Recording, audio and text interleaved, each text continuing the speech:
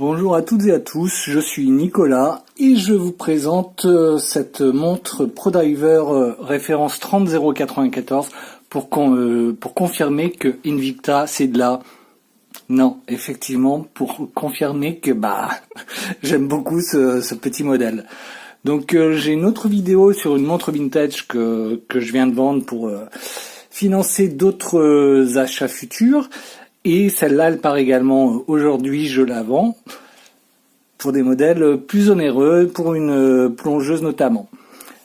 Donc la marque Invicta est très décriée pour plusieurs aspects, notamment un où je pense qu'ils le font un peu moins, mais pour un marketing du type la montre vaut 2000 €, mais aujourd'hui vous l'avez à 300 €.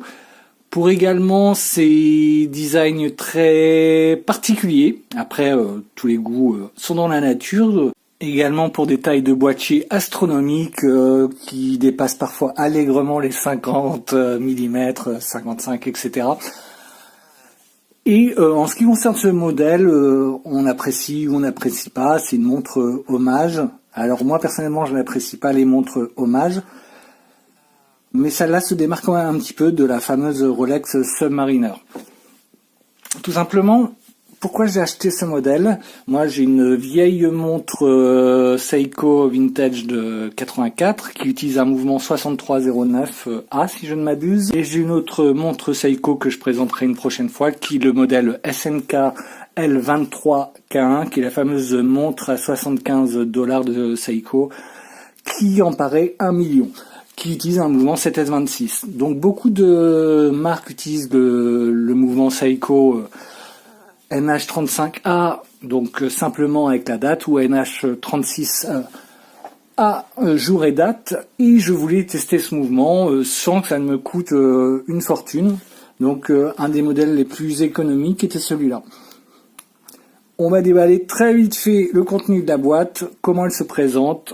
Hop, la boîte Invicta que vous recevez comme ça, vous l'ouvrez, vous avez la montre qui est dessus. Hop, le petit logo, les maillons supplémentaires car j'ai déjà mis à la taille. Et la montre qui vient se mettre sur son coussin. Hop, on bouche ça et on se focalise sur la montre. N'ayant pas d'a priori, pouvant tester ce mouvement pour pas trop cher, je me suis dit on va tester ce modèle ProDiver. À savoir que personnellement, comme je l'ai dit précédemment, je ne suis pas fan de montres hommage et je l'ai acheté pour le prix et notamment la couleur qui est finalement sympa, mais je n'aurais pas pris un modèle biton, j'aurais pris bracelet totalement en acier, lunettes noires, non doré. Mais finalement, je l'ai porté avec plaisir. J'ai choisi le modèle 42 mm, tout simplement parce qu'il est en promotion, et en regardant les différences avec le modèle 40 mm, je me demandais pourquoi, mais je préfère ce modèle en 42 mm. Et j'ai compris en fait pourquoi. Tout simplement parce que par rapport aux différents textes que nous aurons sur le cadran, c'est moins concentré, donc c'est plus aéré. Et également, en regardant les photos, c'est aussi au niveau des index, qui se démarquent un petit peu des Rolex modernes. C'est-à-dire qu'à 12 heures, vous avez un triangle. Alors que là, vous voyez, il y a 4 côtés. Et pareil pour les index à 6 heures et à 9 heures. Ils sont de forme rectangulaire. Donc, c'est des petites choses qui ont fait que ça se démarque un petit peu. Même si on est d'accord, c'est une montre hommage. Il n'y a pas de souci là-dessus. En ce qui concerne les dimensions, on est sur un diamètre de 42 mm sans la couronne. Une longueur de corne à corne de 49,9 mm, ce que j'ai mesuré, donc on va dire 50 mm, et une épaisseur hors la partie où il y a le cyclope de 13,5 mm, et une largeur d'entrecorne de 22 mm, donc ce qui sera pratique si vous voulez changer de bracelet.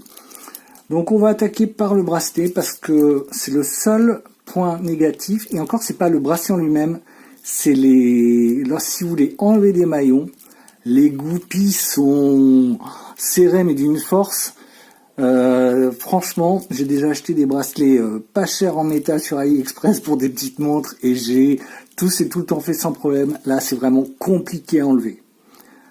Donc, je suppose que dans le temps, avec les retours, ce sera certainement arrangé. Mis à part ça, le bracelet, c'est aussi une des choses qui m'a fait opter pour ce modèle en 42 mm, parce que je n'ai jamais eu de bracelet de type Jubilé. Et hormis pour enlever les maillons, une fois que vous les avez enlevés et que vous avez mis à votre taille, on n'en parle plus. Ce bracelet est vraiment très agréable, avec le logo de la marque Invicta, le nom, une boucle déployante,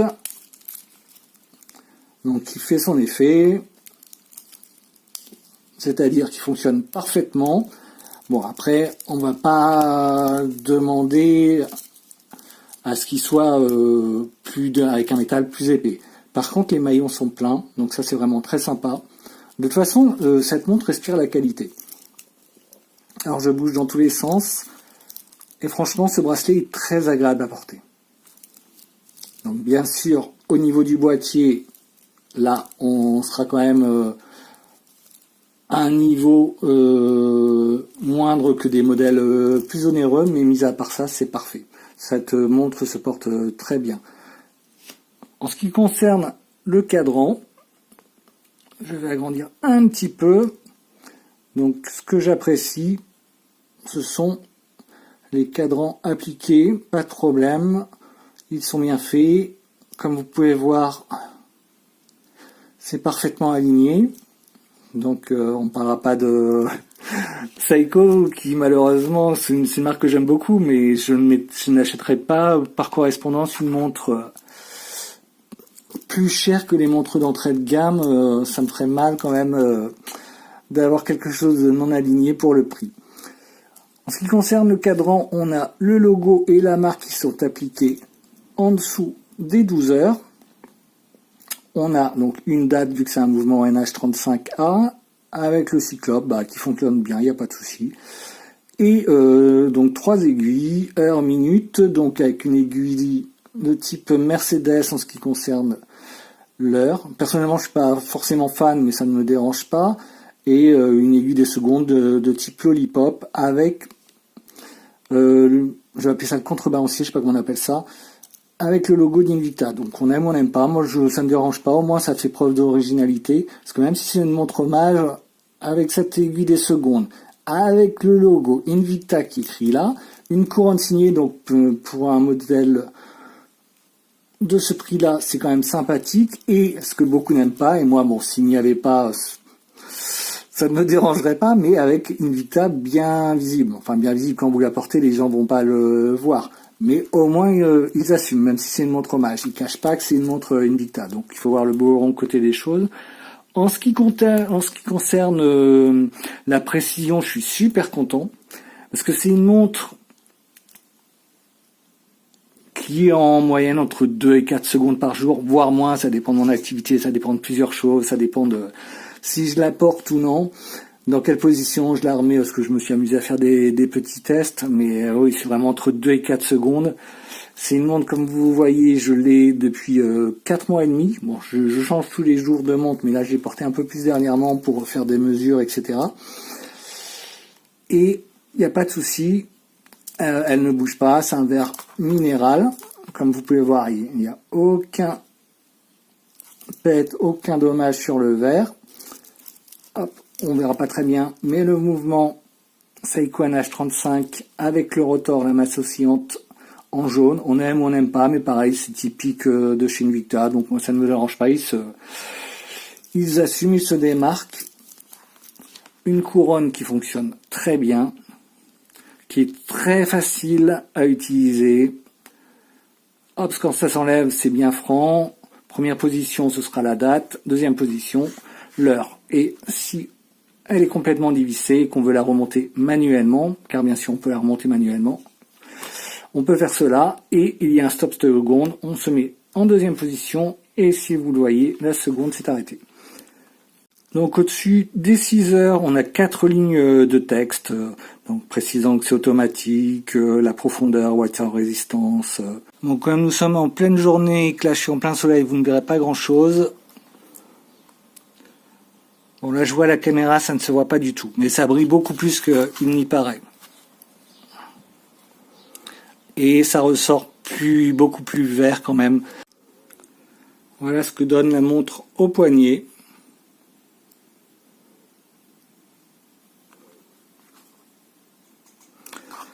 Et là, c'est la seule plongeuse que je possède pour l'instant.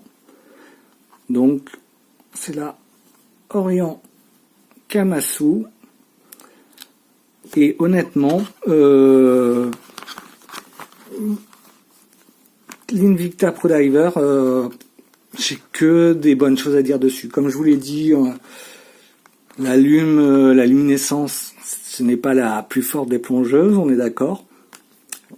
Enlever les maillons sur mon modèle, en tout cas, ça a été compliqué, beaucoup plus que sur d'autres montres, soit que j'avais reçu avec les bracelets acier, ou des bracelets acier que j'ai achetés à part pour installer sur des montres. Une fois que c'est fait, j'en suis très content, très précise. Là, ma Orient Kamasu, grosso modo, si je suis actif, on va dire que je tourne avec une dérive par jour de 10 à 12 secondes et de 13 à 15 secondes si c'est une journée où je fais pas grand chose. Donc déçu parce que c'est la montre la plus chère que je possède. Et celle-là, comme je vous l'ai dit, en fonction de l'activité, on a entre 0, 1, 2, si je suis moins actif, 3, 4 secondes. Donc au niveau de ça, j'étais content. Là, pendant des mois, je l'ai laissé comme ça parce que sur une montre neuve, je ne touche pas du tout à la montre. Mais là, il y a 3 jours, ça m'a pris. J'ai démonté, j'ai réglé l'heure et là, je suis vraiment entre 0 et 2 secondes. Donc, j'en suis content. La couronne est déjà plus grande, facile à manipuler que sur la Orient. Elle est toute petite et donc, pour l'enlever, il n'y a pas de souci, mais quand on veut la remettre, il faut quand même mettre un peu de pression à la visser. Donc à ce niveau-là, ça fonctionne parfaitement. Et là, je vous montre le clic sur la Orient Kamasu. Et la lunette, on n'en a pas parlé, mais il n'y a aucun problème. Elle fonctionne superbement bien aussi. Voilà, toujours pareil pour des montres entrée de gamme. Donc, si vous voulez une montre, si vous êtes intéressé par l'aspect montre hommage de la Submariner de Rolex, vous avez les options chinoises, mais personnellement, je préfère acheter soit sur Invicta ou soit par des sites de montres français. Qu'est-ce qui va se différencier ? Essentiellement le verre saphir. Après, comme on l'a dit, c'est une plongeuse, donc elle est étanche à 200 mètres. Je l'ai acheté en décembre, là on est tout début mai, donc ça fait 4 mois et demi, je l'ai acheté mi-décembre. Donc je n'ai pas testé à la mer ou quoi que ce soit. Par contre, j'ai testé 2 ou 3 fois pour voir au niveau de la douche. Aucun problème, je l'ai testé juste par curiosité dans un récipient avec de l'eau pendant un moment. Il n'y a aucun problème, elle est parfaitement étanche. Comme on a pu le voir, la lunette, il n'y a pas de problème, elle n'est pas compliquée. J'ai vu sur d'autres marques où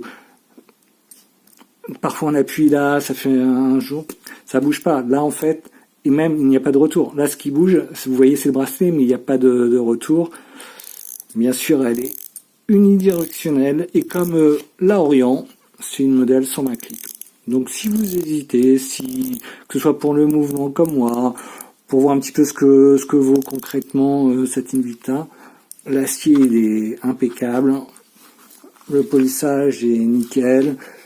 Le brossage, on n'est pas sur des montres à plusieurs milliers d'euros ou centaines d'euros, mais il est très correct, franchement. Voilà, Invicta s'assume dans une dimension qui est correcte, qui est standard, 42 mm. Donc, je leur tire mon chapeau et sur d'autres choses, je suis pas forcément fan, mais sur la gamme Pro Diver, hormis si l'aspect hommage ne vous rebute pas, et comme je vous l'ai dit, ce modèle-là, il est un peu moins hommage pour des petits détails, ça ressemble quand même à une Submariner, mais notamment les index 6, 9 et 12 heures, ils s'assument avec leur logo, leur contrebalancier, j'appelle ça comme ça parce que je connais le terme en anglais, mais en français, là, j'ai un trou de mémoire.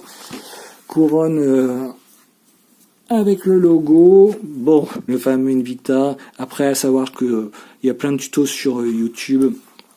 À savoir que si jamais ce logo vous importune beaucoup, vous pouvez toujours le poncer. Il y a vraiment plein de tutos. Et après, la gravure en elle-même, elle est pas de problème, elle est de bonne qualité, ça n'accroche pas, tout comme, je l'ai pas précisé, mais tout ce qui est maillon, ça n'accroche pas du tout. Voilà, c'est du métal pressé, mais on est quand même à un prix inférieur, et des modèles plus chers actuels de chez Seiko sont également comme ça. Et le bracelet est de meilleure qualité que des Seiko de base, ou Orient, je ne peux pas dire parce que là je l'ai mis sur un bracelet Tropique, mais ce modèle-là, c'est le seul, je pense, qu'il est livré qu'un bracelet cuir, un beau bracelet cuir, que j'ai pas utilisé parce que j'en ai beaucoup, mais donc je peux pas comparer. Mais Seiko, je peux comparer. Effectivement, ils sont pas top. Là, il n'y a pas de problème, les maillons sont pleins, ils s'adaptent vraiment bien.